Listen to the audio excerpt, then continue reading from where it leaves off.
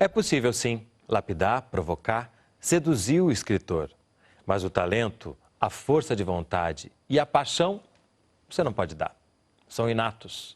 Numa oficina de criação literária, o professor tem o dever de não iludir ninguém. Sem trabalho e leitura, de nada vale o talento.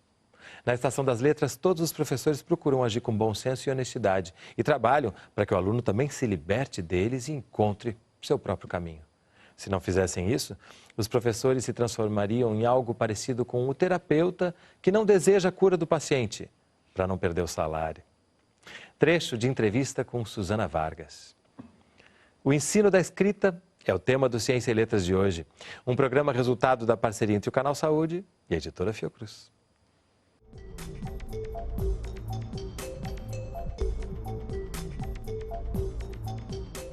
Conversam comigo no estúdio do Canal Saúde, Susana Vargas, poeta, ensaísta, escritora, mestre em teoria literária e pesquisadora da Fundação Biblioteca Nacional. E Ana Letícia Leal, escritora, professora e doutora em literatura. Sejam bem-vindas.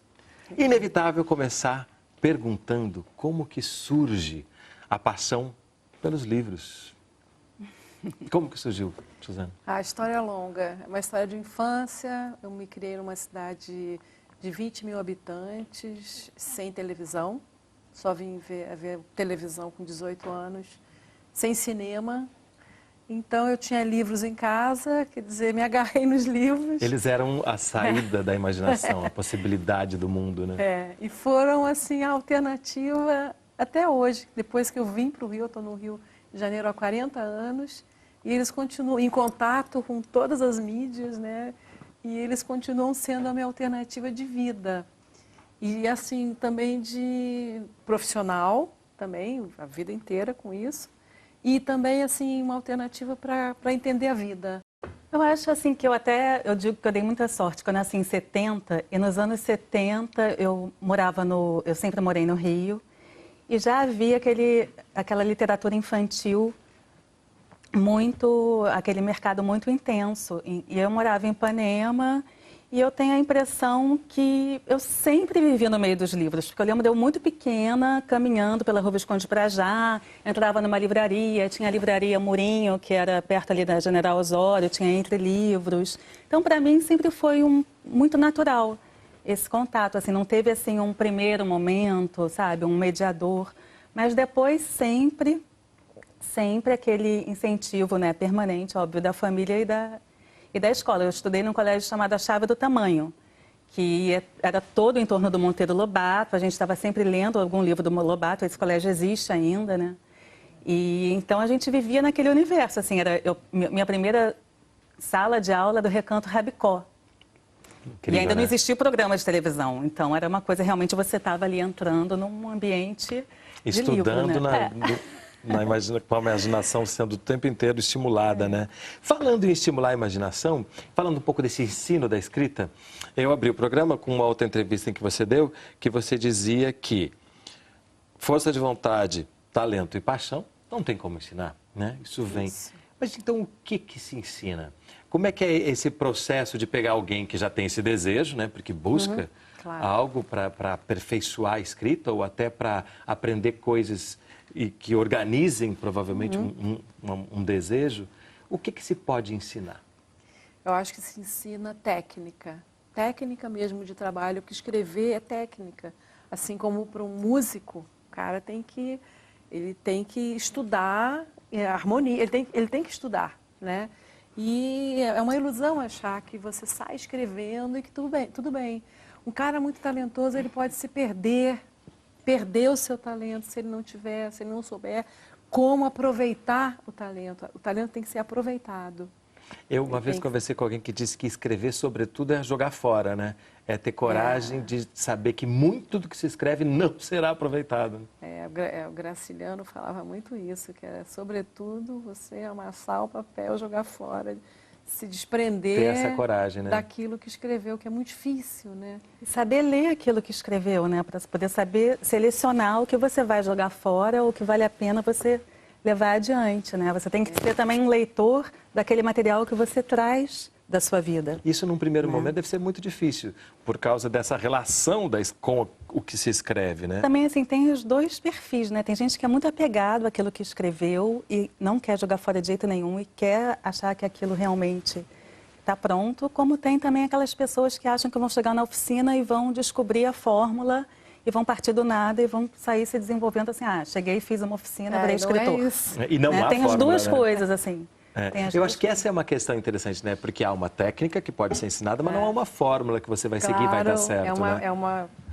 É você que vai adaptar, trabalhar isso. Eu costumo dizer também para os meus alunos, assim, que eles têm que aprender a reconhecer, e eu acho que é isso talvez o trabalho do professor, reconhecer quando fazem, realizam alguma coisa que é positiva, perceber o que é bom, né, no que eles escrevem e o que não é bom. Mas principalmente o que é bom. Aí tem uma questão que me parece muito interessante em relação a isso, né? Que é o estilo do escritor. À medida que você vai aperfeiçoando e começando a separar esse joio do trigo do que se escreve, esse estilo vai aparecendo e vai também se aperfeiçoando. Isso, creio eu, é fundamental, né? Quase como se fosse um DNA daquele escritor. Muitos, você pega um João Cabral, você diz, João Cabral. Obsessões, né, por temas, uma certa forma de trabalhar o texto, né? Palavras, um modo mesmo de se expressar, né? Que vão caracterizando e que vão formando essa... A gente tem hoje, por exemplo, um grande escritor, um romancista, que é o Milton Ratum. Qual é a marca do Milton?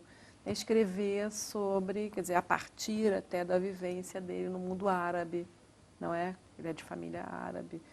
O Amazonas é uma obsessão do Milton. Né? Escreve muito sobre o norte do Brasil. Exato, exato. Né? E outros autores que têm, assim, já sua marca registrada, assim. E ao escrever, porque ambas também são escritoras, né? Esse universo do ensinar, do ler, que é desde que vocês se entendem, né? Por gente, são também leitoras, né? E na escrita, colocar em prática também tudo que se ensina, né? Como é que é isso para a escritora? Eu acho também, assim, eu não me coloco numa posição de quem está ensinando, sabe? Eu acho que tem ali, assim, uma troca muito que acaba que eu também estou aprendendo sempre, né? E o diálogo ali entre o professor e o aluno e entre o leitor e o escritor. Então, assim, da mesma forma que eu vou, assim, nas aulas, trabalhar os textos dos escritores e a gente, a partir dali, vai dialogar com eles e escrever o nosso próprio texto, é uma coisa que você continua fazendo, você estava fazendo antes da aula e continua fazendo depois. Inclusive assim, eu não com a própria escrita. eu não sinto, assim, uma mudança, sabe? Passei a dar aula, então tem, assim, algumas coisas que eu tenho que... Até porque escrever a gente está sempre aprendendo. Quer dizer, você mesmo precisa até de um retorno de outra pessoa, de alguém que leia. Eu acho que é importante escrever é um ato muito solitário, né? E por isso que as pessoas buscam talvez uma oficina, porque elas publicam, elas tornam público, publicar no sentido de tornar público pela primeira vez um pequeno grupo. Então eu vou tornar público aqui uma pequena poesia chamada Abismos. Tudo que já dissemos sobre o amor não supre a expectativa da paixão. A paixão é a adaga afiada que se crava fundo, fundo. Nela o amor dança e dorme, sonha tudo. Não tem meias medidas a paixão. Ou voamos, viramos pelo avesso, ou o que nos espera é o precipício. E isso é apenas o início. Reconhece? Caderno de Outono e outros poemas de Susana Vargas. Essa experiência da poesia, que tem essa ligação direta, que também, creio eu, é uma das oficinas que se dá de poesia. Onde que está, né? Por que a poesia nos pega com essa roda dentada, como diz a Adélia Prado?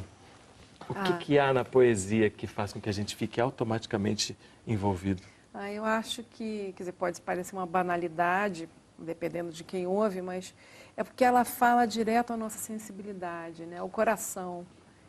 Muita gente já falou sobre isso, eu não sou não é inédito isso que eu estou dizendo, acho que ela fala diretamente, ela não fala ao cérebro, porque a poesia ela tem essa particularidade, ela se dirige a todos, eu costumo dizer assim, que ela se dirige a todos e a cada um em particular.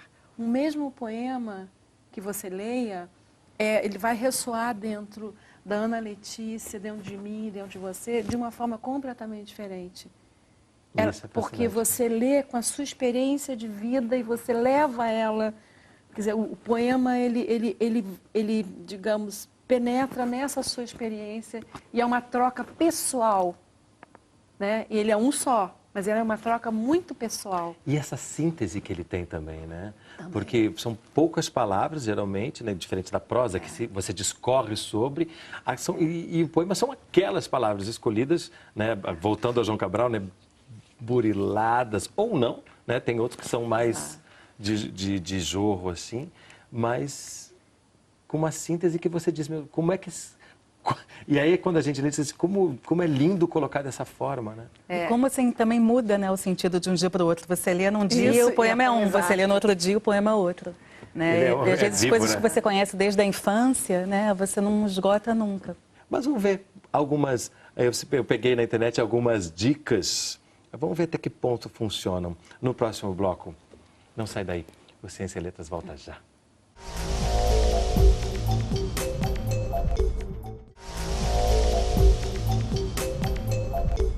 Ciência e Letras está de volta, conversando sobre o ensino da escrita. Comigo, no estúdio do Canal Saúde, Suzana Vargas e Ana Letícia Leal. A internet tem de tudo. Entre outras coisas, tem dicas, né, para você escrever. E como dicas são sempre perigosas, a gente, né, deve lê-las com cuidado. Mas, ao mesmo tempo, algumas podem nos suscitar aqui uma boa prosa. Estude os textos dos seus escritores favoritos. E aí, no trecho da abertura, eu coloquei que você diz que ler é fundamental para quem quer escrever. Disso não se pode fugir, né? É alimentar-se, e especialmente dos grandes clássicos também, ou do que lhe toca mais. Isso é fundamental? É fundamental. A leitura não... É muito difícil você escrever sem ler, porque a escrita te alimenta seu imaginário, alimenta a sua capacidade de expressão, porque você aprende vocabulário, você até adquire, através da leitura dos outros, um estilo. Às vezes você até começa imitando. É como você até imitar a grafia de alguém para depois chegar à sua grafia própria, né? Então, ela é fundamental em vários aspectos. Te alimenta existencialmente, te amadurece também, porque também é uma questão de maturidade. Ela te dá um mundo, né? Você viaja sem precisar necessariamente ir aos lugares. É interessante essa coisa da maturidade, porque até escritores consagrados, se você lê o primeiro e o último livro, você percebe isso. Né? Agora, eu queria comentar uma coisa sobre essa dica que você falou do estudo, né? Assim, a gente tem que tomar cuidado, assim, essa parte do estudo, ela dá uma impressão? Uma impressão de uma leitura muito racional, né? Tem esse lado, depois, assim, tem uma coisa de você olhar a técnica, o vocabulário, mas tem também aquela aproximação mais intuitiva da leitura, né? De você saber exatamente, assim, qual é o escritor que me bate, qual é o escritor que não me bate, né? São coisas, por exemplo, às vezes tem um autor que todo mundo ama e que a pessoa não gosta, então, assim... E faz parte, né? Exatamente. Faz parte não gostar. Ela tem que saber, assim, mais o caminho dela na literatura também. Né? Renata, tem um lance, assim, que ela tem razão. Senão os professores de literatura todos seriam grandes escritores. Eles são estudiosos de literatura. E é até mais raro você ter um grande escritor que venha, por exemplo, da Faculdade de Letras. Interessante isso, né? Que tenha feito, ou seja, não basta assimilar a técnica, compreender a técnica, né? Há que colocá-la a serviço de outras coisas que aí, como se diz, talvez não sejam fáceis ou possíveis de ensinar, né? Tem uma questão aqui que eu não sei se eu entendo o que ele quer dizer, que é decida se você quer escrever livros ou ser um escritor. Vocês conseguem entender isso? Bom, eu acho que provavelmente ele está dizendo que muita gente começa a escrever como uma profissão, né? Que quer ir para o mercado, quer produzir livros, mas não necessariamente fazer literatura. Deve ser isso, né? Porque existem livros, né, com todos os conteúdos. Eu acho que ser escritor é mais do que só escrever livros. Eu acho que é um pouco por aí. Quer dizer, acho que te exige um pouco mais, inclusive em termos existenciais. Porque é difícil você ser escritor, por exemplo, e você tem que, de alguma forma, se aproximar do mundo. A sua aproximação com o mundo é diferente. Tem aqui vários livros que vocês trouxeram. Eu vou tentar mostrar algum. A Árvore, de Yaci Seboia, com ilustrações belíssimas de Marina Dayuto. Esses livros, A Bicicleta e o Tempo, esses livros são frutos do trabalho da Estação das Letras? Frutos do trabalho da Estação das Letras. A gente tem um trabalho, a estação tem vai fazer 18 anos ano que vem, né? O espaço, é um espaço alternativo. E ela, para nossa alegria, assim, são muitos os livros. Nós contamos mais de 400 livros já publicados pelos nossos alunos, por editoras de porte, livros comprados pelo governo, livros premiados, assim, é uma alegria, assim, a gente poder esse aqui tem o apresentar alguma coisa. É da Record, o Capoeira Camará, que é belíssimo, da Paulus. E é muito interessante, né? Eu estou pegando esse primeiro que eles têm ou uma levada mais para crianças mais novas ou para jovens. Que sentidos os sentidos têm? Poemas de Vânia Al-Salek, ilustrados por Ana e Elizabeth. Porque nesses livros para crianças mais jovens, a ilustração é tão importante quanto a palavra, né? Para que você estimule mesmo essa relação, né? Essa troca. Solidariedade, uma grande palavra grande, a lagartixa verde. Ensinar escrever para jovens e para crianças também exige algum olhar especial? Eu acho que cada gênero vai exigir, sim, um olhar especial. Agora, assim como você não ensina talento, né, você tem quase que a obrigação, quando você está trabalhando um novo escritor, um neo-escritor, de ensinar a técnica que cada um dos gêneros exige, ou, enfim, necessita, né, mas, ao mesmo tempo, ensinar que para cada gênero, por exemplo, existe um mercado diferenciado. E esse, felizmente, tem crescido muito e com muita qualidade, né? Infantil, muito. Porque antigamente a gente tinha, mas não tinha tanta oferta e uma preocupação cada vez maior com a qualidade, até no sentido de apresentação dos livros. Esse A Árvore é belíssimo, né? Você se encanta do Capoeira Camará, também você se encanta com a beleza do livro. Você vai ver um aí, chama-se Violeta, que é maravilhoso. Ele foi ilustrado pelo Salmo Dança, todo com flores, ele fotografa. A ilustração, hoje em dia, na literatura infantil, isso tudo são flores, não é digamos, pintura, não, nem aquarela. Ele é maravilhoso. É belíssimo tudo mesmo. Que você vê aí são flores fotografadas. Enquanto eu mostro esse aqui, Ana Letícia, você tem um curso de bioficção. Não, é autoficção. Autoficção. Autoficção, que é diferente do que a gente está acostumado, que é autobiografia, que é o que é mais comum, né? E tem uma das dicas que diz assim, não reproduza a realidade nas suas histórias. Que é interessante, né? O que seria esta autoficção? Autoficção é uma forma criativa de você contar a sua própria história.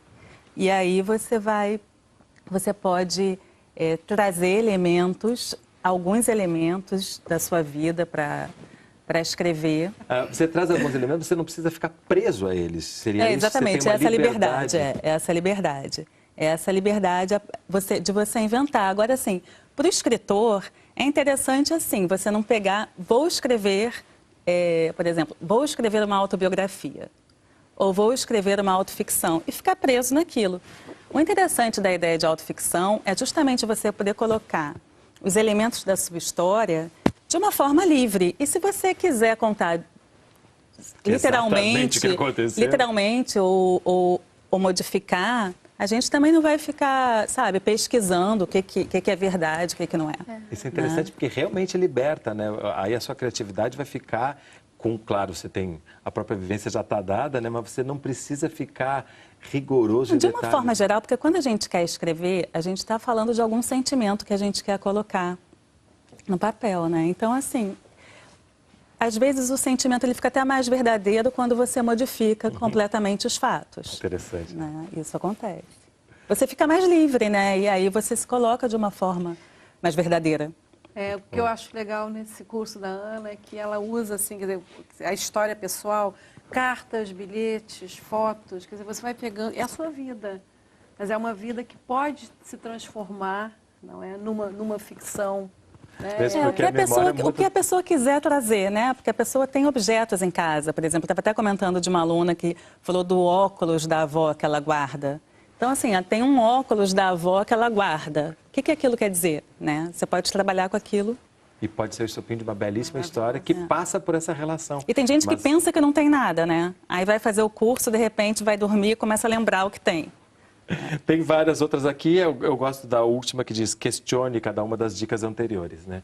Aí faz sentido a gente dar as dicas, mas dizendo que as dicas também têm que ser vistas com cuidado, né? Ana Letícia trouxe 3 livros da Lígia Bojunga como livros a princípio de cabeceira.